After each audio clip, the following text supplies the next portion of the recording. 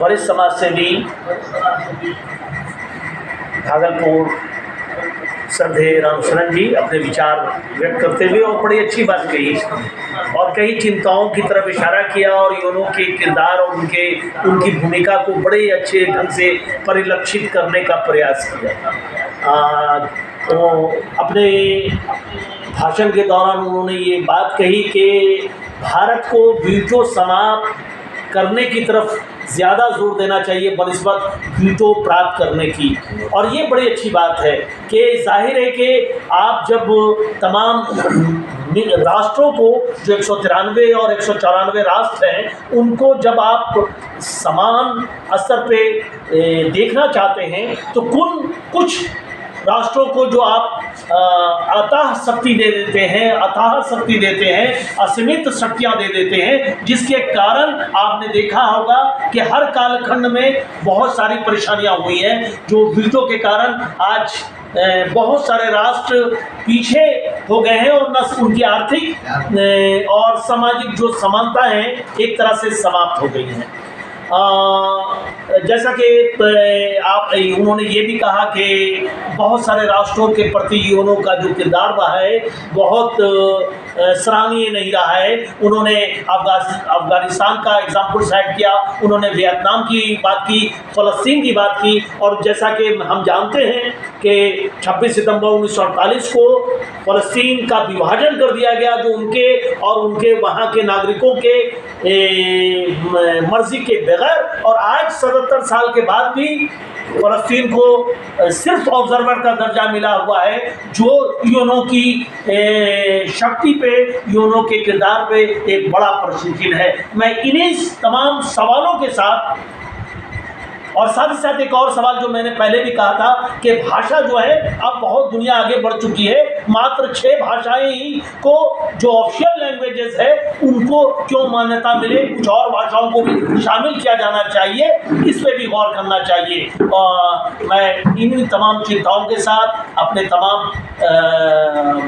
पूर्व के जो हमारा जो आज का टॉपिक है role of UNO in the context of world scenario, अक़वाम मुत्तहिदा का आलमी पस मंज़र में आलमी मुत्तहिदा का किरदार, विश्व परिप्रेक्ष्य में संयुक्त राष्ट्र संघ की भूमिका, इन तमाम बातों को लेकर मैं एक ऐसे वक्ता को आमंत्रित करना चाहता हूँ जो न सिर्फ तिलका मांझी भागलपुर विश्वविद्यालय में एक अच्छे उस्ताद की हैसियत से जाने जाते हैं, बल्कि वो राजनीति शास्त्र और राजनीति विज्ञान के एक बड़े जानकारों में हैं। और मैं तो ये कहता हूँ कि कम प्रोफेसर ऐसे होते हैं जो वेल रेड होते हैं और जो किताबें खोज कर पढ़ते हैं, उनमें डॉक्टर मुशफिक आलम भी एक हैं जो बड़े संजीदा हैं अपने टॉपिक के प्रति, अपने पढ़ाई के प्रति और छात्रों को अपने जो ज्ञान है उसको प्रसारित और संप्रेषित करने के प्रति मैं उनसे बड़े अदब के साथ मैं उनसे इल्तिजा करता हूँ, इस्तदा करता हूँ, उनसे निवेदित हूँ कि वो यहाँ आए और अपने विचार और अपने जो वक्तव्य से हमें लाभान्वित करें, मुस्तफीज़ करें। ज़ोरदार तालियों से उनका पुनः अभिनंदन कीजिए, स्वागत कीजिए डॉक्टर मुशफिक आलम, वरिष्ठ प्राध्यापक तिलका मांझी भागलपुर विश्वविद्यालय भागलपुर। अगर मैं कोई सिंगल कम्युनिटी पूरी दुनिया में पूरे हिस्टोरिकल पीरियड में सबसे ज़्यादा भाग दौड़ करती रही है तो वो ज्यूस है। असीरिया ने उनको भगाया, पर्शिया ने फिर उनको भगाया, अलेक्जेंडर ग्रेट ने कब्जा कर लिया, रोमन अम्पायर ने कब्जा कर लिया, ऑटोमन अम्पायर का हिस्सा हो गया। तो जो प्रोमिस्ड लैंड है, जो मैथोलॉजी है, और वो मैथोलॉजी इज रिवील्ड मैथोलॉजी, सिर्फ गेस पर नहीं है, कहानियों में नहीं है, रिवील्ड है। जो हिब्रू स्क्रिप्चर, उस स्क्रिप्चर में वो ये क्लेम करते हैं कि गॉड ने इब्राहिम अलैहिस्सलाम को ये वादा किया था कि जो आपके आने वाले वंशज होंगे इज़राइल, उनके आल औलादों के लिए जगह मुकर्रर की जाती है, जिसको हिब्रू में कहा गया प्रोमिस्ड लैंड। लेकिन वो प्रोमिस्ड लैंड पे वो कभी स्थिर नहीं रह सके। इसके एक के बाद दूसरा, दूसरे के बाद तीसरा, तीसरा के बाद चौथा, कोई ना कोई वहाँ पे अटैक किया और उनको वहाँ से भगाया। और उसी में से एक ग्रेट एक्सोडस है जब मूसा अलैहिस्सलाम को, प्रोफेट मोसेस को इजिप्ट से निकाल दिया। अब पूरी दुनिया में अगर आप देखें तो ज्यूज के बारे में परसेप्शन लोगों ने जो गढ़ा है वो बहुत एक तरफा परसेप्शन। इंग्लिश लिटरेचर का मुझे बहुत कम ज्ञान है, लेकिन अगर शेक्सपियर्स की नॉवेल्स आप पढ़ते हैं, फिक्शन पढ़ते हैं, मर्चेंट ऑफ वेनिस पढ़िए, तो लगता है कि ज्यूज से ख़राब कोई शख्स दुनिया में हो ही नहीं सकता। अब ऐसा क्यों? क्रिश्चियनिटी और जुडाइज़्म के बीच क्या राइवलरी है वो अलग एरिया है, उस पर बहुत लिटरेचर है, मैंने कुछ पढ़ा भी है, बट अभी मैं रिकॉल नहीं कर पाऊँगा, टाइम भी मेरे पास नहीं। उसके बाद लगभग 1880s के लगभग में जो हिस्टोरियंस हैं, जो जुडाइज़्म के हिस्टोरियंस हैं, नेशनलिज्म के हिस्टोरियंस हैं, उन्होंने एक टर्म कॉइन किया, ज़ायोनिज़्म। ज़ायन एक जेरूसलम में एक छोटा सा पहाड़ है, ज़ायन। और हिब्रू लिटरेचर में ये रेफरेंस है कि सुलेमान अलैहिस्सलाम और दाऊद अलैहिस्सलाम, जिसको लोग डेविड और सोलोमन कहते हैं, यहाँ बैठकर पूरे इजराइल में हुकूमत किया करते हैं। उसी से है ज़ायोनिज़्म। ज़ायोनिज़्म क्या है? तो that is nationalism of the Jews. लेकिन ये एक्सट्रीम काइंड है, जहाँ वो इस चीज़ को प्रोक्लेम करते हैं कि इजराइल में सिर्फ ज्यूज रहेंगे, no other than Jews. That is Zionism. तो ज़ायोनिज़्म एक तरह से ज्यूज के अंदर नेशनलिस्ट सेंटिमेंट को गढ़ने का एक मूवमेंट है। अब इस ज़ायोनिज़्म को इम्पेटस कहाँ से मिला? ये तो था कई सालों से, लेकिन अचानक इसमें मजबूती आ गई, उफान आया। देखिए बहुत ही फेमस या इनफेमस एपिसोड है जिसको कहते हैं ड्रेफस अफायर। ये हुआ था 1890s में फ्रांस में। ड्रेफस नाम का एक ऑफिशियल था फ्रेंच एडमिनिस्ट्रेशन का में, जो ज्यूज था और जिसके रूट्स जर्मनी से जुड़े हुए थे। तो वहाँ पॉलिटिकल रीजन से मोटिवेट होकर इस पर ये चार्ज लगा दिया कि ये जर्मन का एजेंट है। और तब ट्रायल हुआ, और ट्रायल के बारे में वहाँ उस वक्त के एक ज्यू जर्नलिस्ट मौजूद थे उस ट्रायल में, जिसका नाम था थ्यूडर हर्जल। थ्यूडर हर्जल लिखते हैं कि I was horrified by the anger and violence against Jews. Jews के प्रति जो रोष था लोगों में, जो गुस्सा था, जो नफरत थी, जिस नफरत से आज हम लोग इस मुल्क में झेल रहे हैं, वो नफरत इतनी ज़्यादा थी कि वो लिखते हैं कि हॉरिफाइड था। और तब वो कहते हैं कंक्लूडेड कि that Jews could be safe only with in their own country. पहली दफ़ा 1890s में एक ज्यू जर्नलिस्ट थ्योडर हर्जल ने कहा कि ज्यूज महफूज सिर्फ अपने मुल्क में रह सकते हैं। And this is the genesis of a homeland for the Jews apart from the mythology of promised land. वो मैथोलॉजी के लिए चला आ रहा था या इवन रिटन था, अब ये कॉन्क्रीट फिजिकल लेवल का है।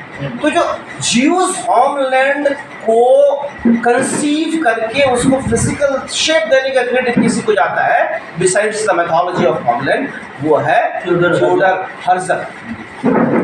और 1896 में थ्यूडर हर्जल ने एक किताब लिखी हिब्रू में, जिसका हिब्रू में टाइटल था जर जूडेन स्टेट, जिसको अंग्रेजी में कहा गया द जेविस स्टेट, 1896 में।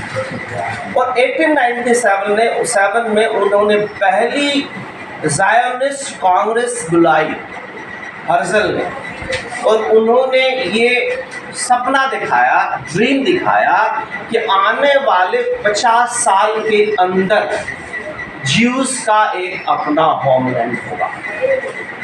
और 50वां साल नहीं, 51वां साल में Israel as a state came into play. ये होता है विजन। अब इसके बाद मामला, इसके बाद कहा जाता है इसके बाद अगर आप देखेंगे थोड़ा सा पैलेस्टीन पर आइए कि हिस्टोरिकली पैलेस्टीन कभी स्टेट नहीं रहा, कभी नहीं, वो एक टेरिटरी रही, कभी इसके इन्फ्लुएंस जोन में, कभी उसके इन्फ्लुएंस जोन में। उसके बाद जब हॉली रोमन एम्पायर स्प्लिट किया तो वो हॉली रोमन एम्पायर का हिस्सा हो गया। बाद में 1453 में जब ऑटोमन एम्पायर में कॉन्स्टेंटिनोपल के युद्ध में हरा दिया हॉली रोमन एम्पायर को और ऑटोमन एम्पायर इस्टेब्लिश हो गया, उसके बाद तो ईस्टर्न एम्पायर हो गया, तो वो ऑटोमन एम्पायर का हिस्सा था 20वीं सदी के शुरू में।